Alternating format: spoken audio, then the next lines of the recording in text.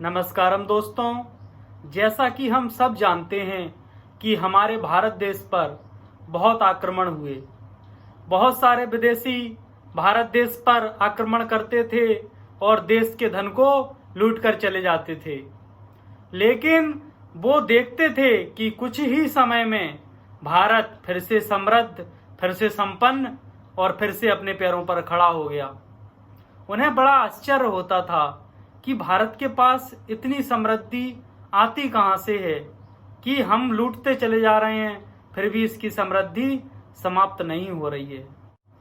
तब विदेशियों ने भारत पर रिसर्च किया और उन्होंने अपने शोध में पाया कि भारत के पास में जो इतनी समृद्धि, इतनी शक्ति है, इतनी संपन्नता है, उसका मूल कारण है यहाँ की शिक्षा व्यवस्था।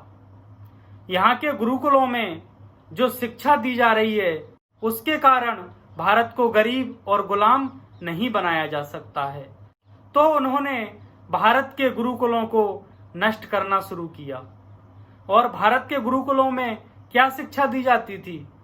क्या भारत के गुरुकुलों में इंजीनियरिंग, मेडिकल या यूपीएससी, एमपीएससी की तैयारी करवाई जाती थी? क्या उन्हें बड़े बड़े मैनेजमेंट के कॉलेजों में प्रवेश की तैयारी करवाई जाती थी? ऐसा उनमें कुछ नहीं होता था। तो फिर वहां पर क्या शिक्षा दी जाती थी जिसके कारण भारत इतना समृद्ध, संपन्न और सुखी था? वो मूल शिक्षा थी पवित्रता की शिक्षा। पवित्र कैसे रहा जाए, जीवन में पवित्रता को कैसे लाया जाए, इसके लिए भारत के गुरुकुलों में शिक्षा दी जाती थी। और जिस व्यक्ति के पास में पवित्रता होती है, उस व्यक्ति के पास में इतनी शक्ति, इतना सामर्थ्य होता है कि ना उसे गरीब बनाया जा सकता है और ना गुलाम बनाया जा सकता है। विदेशी देश में आते थे, लूट करके चले जाते थे, लेकिन उन्होंने इस देश को गुलाम नहीं बना पाया था। तब उन्होंने इस देश की जो रीढ़ थी, जो लोगों की पवित्रता थी, उसको खंडित करने का षड्यंत्र किया। उन्होंने हमारी शिक्षा व्यवस्था को नष्ट किया। सबसे पहले हमारे देश के जो राजा थे, उनकी पवित्रता को नष्ट करना शुरू किया। उन्होंने ऐसे साधन संसाधनों का प्रचार प्रसार किया जिससे हमारे देश के लोगों की पवित्रता नष्ट होने लगे। और जब धीमे धीमे हमारे लोगों की पवित्रता नष्ट होने लगी तो हमारे देश का पतन होने लगा। और जब हमारे देश का पतन हुआ तो हम गुलाम बन गए।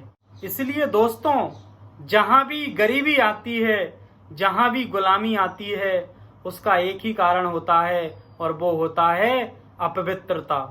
लोग अपने बड़े बड़े साम्राज्य खड़ा कर लेते हैं, लेकिन यदि उनके पास में पवित्रता नहीं है तो उनके साम्राज्य उसी प्रकार से ढह जाते हैं जैसे किसी ऊंची इमारत का आधार मजबूत ना हो तो वह ढह जाती है। आसाराम, राम रहीम और तमाम ऐसे लोग जिन्होंने अपने बड़े बड़े साम्राज्य खड़े किए थे, लेकिन सिर्फ एक चीज उनके पास नहीं थी, वो थी पवित्रता, और उनके सारे साम्राज्य ढह गए। और जब व्यक्ति के भीतर इम्प्योरिटी आती है तो इम्प्योरिटी अकेली नहीं आती, वह अपने संग में बहुत संग साथियों को लेकर के आती है। दरिद्रता, रोग, दुख, शोक सब आते हैं। और यदि किसी व्यक्ति के पास में कुछ भी ना हो, सिर्फ पवित्रता हो, तो वह सारी चीजों को प्रकट करने की क्षमता रखता है। हमारे ऋषि मुनि जंगलों में रह करके साधना करते थे, तप करते थे, लेकिन पवित्रता की शक्ति के कारण उनके पास इतना सामर्थ्य होता था कि हजारों लाखों लोगों को वो भोजन कराने की, उन्हें हर साधन उपलब्ध कराने की उनकी क्षमता होती थी। इसलिए दोस्तों, यदि इस देश को समृद्ध बनाना है, फिर से संपन्न बनाना है, तो हमें हमारे देश की जो मूल संस्कृति थी वहां पर वापस लौटकर जाना होगा। और जो देश सोने की चिड़िया कहा जाता था, उस सोने की चिड़िया होने के भारत के क्या राज थे, उन राजों को हमें जानना होगा। और उन्हीं राजों में से एक राज है पवित्रता। धन्यवाद।